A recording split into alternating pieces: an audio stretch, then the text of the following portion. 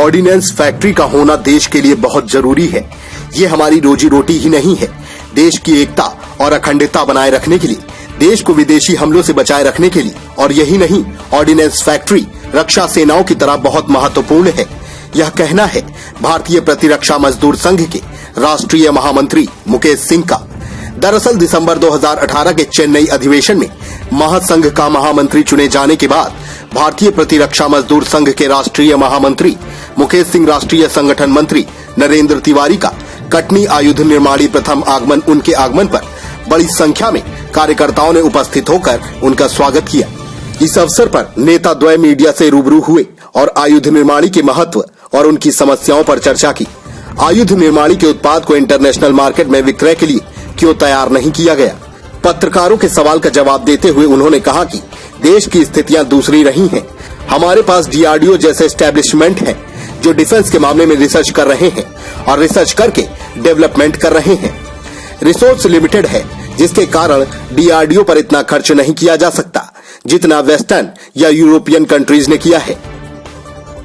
Ordnance factory Katni देश की 41 ordinance फैक्ट्रियों में एक महत्वपूर्ण स्थान रखती है और यहाँ हम लोग को जानकारी में आ रहा था बार बार कि ऑर्डिनेंस फैक्ट्रीज में बाकी सबका कंट्रीब्यूशन ज़्यादा बेहतर हो रहा है।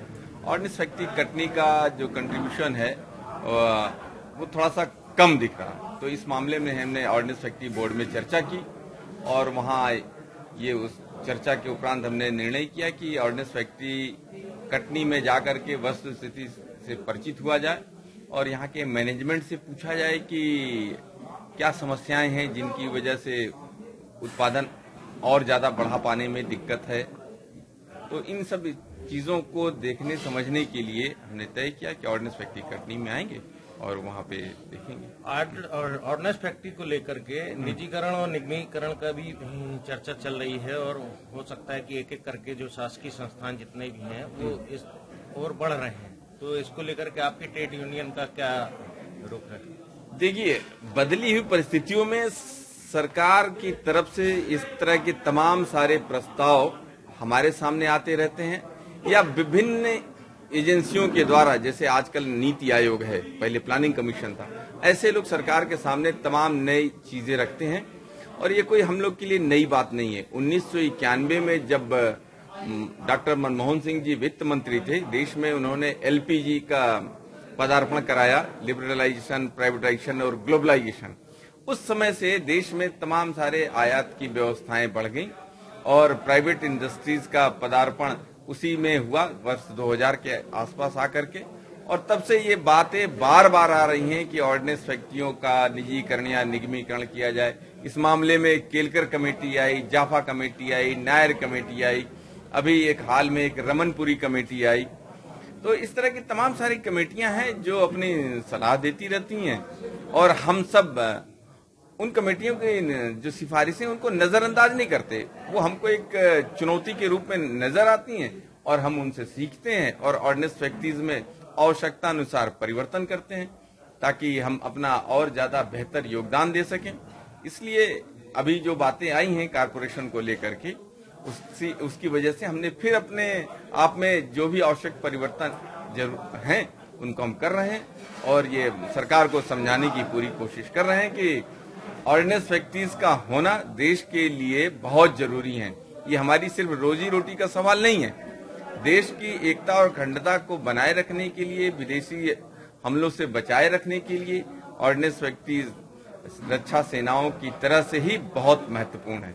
इसलिए हम ऑर्डिनेंस फैक्ट्रीज के निगमीकरण या निजीकरण को लेकर के बहुत चिंतित नहीं है। हमारा सही इस्तेमाल ये इस बात की गारंटी होगा कि कोई निजीकरण या निगमीकरण नहीं होगा। इंटरनेशनल मार्केट एक दिन में डेवलप नहीं किया जा सकता। हाँ, 70 साल में देश की स्थितियां दूसरी रही हैं। अपने पास डीआरडीओ जैसा एस्टेब्लिशमेंट है जो डिफेंस के मामले में रिसर्च कर रहा है, रिसर्च करके डेवलपमेंट कर रहा है। अपने रिसोर्सेज लिमिटेड होने के कारण डीआरडीओ पे उतना खर्चा नहीं किया जा सकता जितना वेस्टर्न कंट्रीज ने या यूरोपियन कंट्रीज ने खर्चा किया है। हमारा ज्यादा ध्यान रहा है कि हम ट्रांसफर ऑफ टेक्नोलॉजी या कोई प्रोडक्ट बाहर से खरीद के लाएं और उसको यहाँ पे उत्पादन करें। ताकि अपने लिमिटेड रिसोर्सेज का सही इस्तेमाल कर सकें। अभी देश में प्राथमिकताएं बदल रही हैं, प्राइवेट सेक्टर भी इसके लिए तैयार हो रहा है और R&D की एक्टिविटीज बढ़ाई जा रही हैं। एक महत्वपूर्ण परिवर्तन यह है कि ऑर्डिनेंस फैक्ट्रीज भी R&D की खुद की क्षमता को बढ़ा रही हैं। ये एक सुखद परिवर्तन है। अपना प्रोडक्ट डेवलप करके जी इंटरनेशनल मार्केट में भी बेचता है जी, तो वो जो बार बार कहा जाता है कि घाटे में चल रहा है निर्माण या निगमीकरण, तो ये सारी समस्या समाप्त। हाँ, घाटे और मुनाफे के नाम पे तो हम काम नहीं कर रहे हैं, लेकिन एक्सपोर्ट ओरिएंटेड अभी तक हम नहीं थे। अभी हमने अपनी नीति को बदला है और आर्मी, एयरफोर्स और नेवी के बाहर जाकर के भी हमने अपना कस्टमर बेस ढूंढना चालू कर दिया है और उस मामले में ऑर्डिनेंस फैक्ट्री ऑर्गेनाइजेशन जो है एक्सपोर्ट में लगा हुआ है। अभी तो मिनिस्ट्री ऑफ डिफेंस ने एक स्पेशल मेंबर ही बना दिया है एक्सपोर्ट के लिए।